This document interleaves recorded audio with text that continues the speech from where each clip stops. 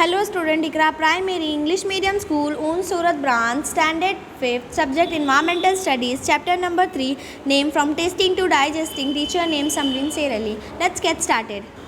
Lesson number 3, From Tasting to Digesting. Our chapter start with Jhumpa, Jholan and their mother kitchen. One mother served dinner to both of them. Jhumpa ran to her mother and said, "Mother, I am not going to eat this bitter karela or bitter ground." Jhumpa asked her mother to give her jaggery and roti, but her mother said she had eaten sugar and roti in the morning. Jholan teased her and said, "Don't you get bored of eating only one type of food taste?" And they had a long discussion. Jhumpa asked Jholan, "Don't you get bored by licking the imli again and again?" But Jholan said she loved to eat all kind of food. Then they decided to play a food tasting game. Jholan said she will put some food item in Jhumpa's mouth and Jhumpa have to guess the food with closed eyes. First, Jholan put few drops of lemon juice in Jhumpa's mouth. It was very sure. Jhumpa guessed it correctly. Then she put some jaggery in Jhumpa's mouth. It was very sweet. Jhumpa guessed the jaggery also easily because of its sweet taste. Jhumpa could tell the fry fish even before tasting it because of its strong smell. As we just not only taste our food, but we also smell our food.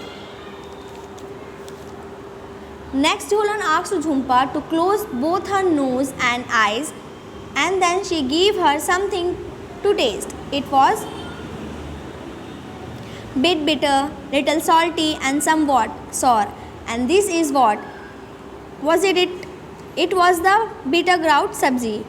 So we can recognize a food item not only by its taste but also by its smell. What happened to the food after it enter our mouth?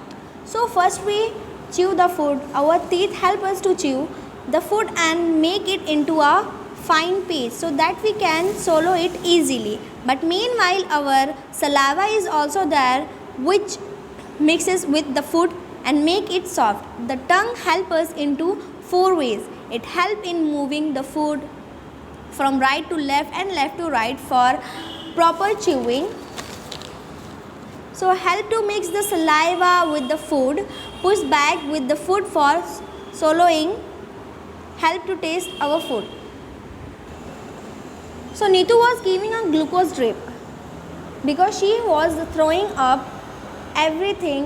She was not able to keep any food in her stomach. She was vomiting. She was continuously doing loose motion and all. So Neetu was very sick. All day she was vomiting and she also had loose motion. Whatever she ate, she vomited. Her father gave her sugar and salt solution. By evening, Neetu was feeling weak and dizzy. When she got up to go to the doctor, she fainted. Her father had to carry her to the doctor. The doctor said that Neetu should get admitted in the hospital. She needs to be given a glucose drip. Hearing this, Neetu got confused. She knew that during the games period in school, the teachers sometimes give them glucose to drink. But what was a glucose drip?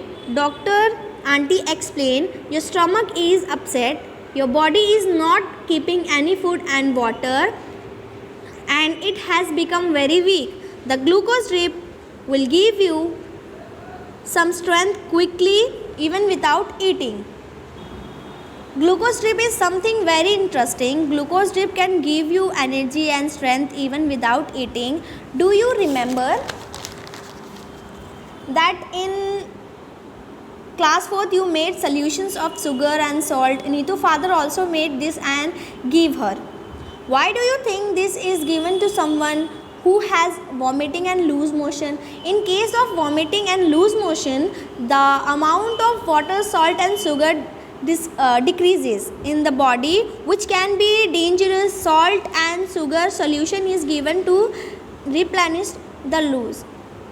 Because vomiting and loose motion, what all water we have thrown out of our body, the same water should be given back. That is why we drink sugar and salt solution. Thank you.